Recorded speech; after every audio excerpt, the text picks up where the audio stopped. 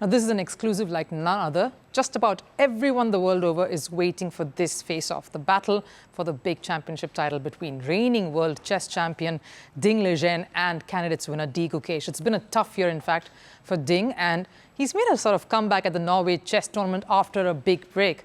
He was very gracious to give us some time here at Firstpost. He opens up about his own difficulties, the criticism he's faced, his impending face-off against D Gukesh, what he considers him and what he thinks of India as the chess superpower. He also reveals who his toughest opponent has been. All of that and more. Take a look.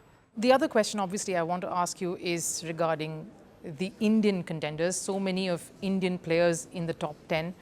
You know, you've got Praggnanandhaa as well, whom you're playing currently at the Norway chess tournament. D Gukesh, whom you are set to play later in the year.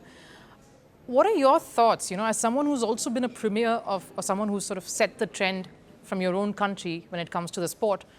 What do you think of these youngsters from India, and how do you view Indian talent when it comes to chess? Well, at least India had at least 3 huge talents. They are among world top 10.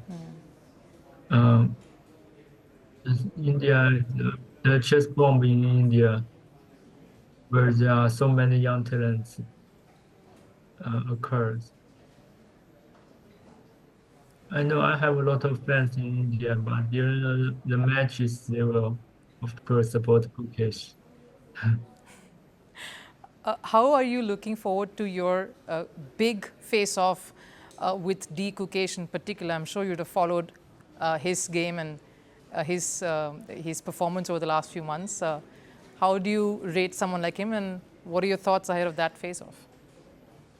Gukesh had a phenomenal rise to the top, to among top 10. He's now among top 10, and yes, I'm looking forward to meet him in the end of the year. You know, obviously there is a lot of reports suggesting that that face-off has to happen. Maybe India has thrown up its hand as to host that particular contest. Does the place matter at all? You know, there is obviously going to be that Indian, wave, that ambience as well. But does it matter at all, especially when it comes to chess, where it happens or where the face-off happens?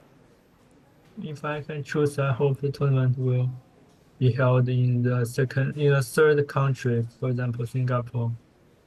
I'm not so eager to visit India in World Championship. All right. Obviously, the other question is you're currently playing Praggnanandhaa as well. Your thoughts on how he is as a competitor? He's also done well for himself over the last 1 year, and he's also one of the top chess players in the world. How do you rate him, and especially when playing against him, how do you rate him as a chess player as well? He rises also very quickly. He more than 2,715 points in ratings. He win second place in last year's World Cup, and he's very good at opening operation, and so he's another player not to reckon with. Do you feel that there is a sudden resurgence when it comes to Indian talent? You know, there was earlier, it was all about, Russia doing really well in chess. Then it became the American wave as well. You've got someone like, you've got quite a few players from India putting India up. And do you feel that there's a shift in terms of dominance when it comes to the sport itself? And do you feel India is up there when it comes to top quality chess contenders? There was a question, who will dominate chess world in 2050?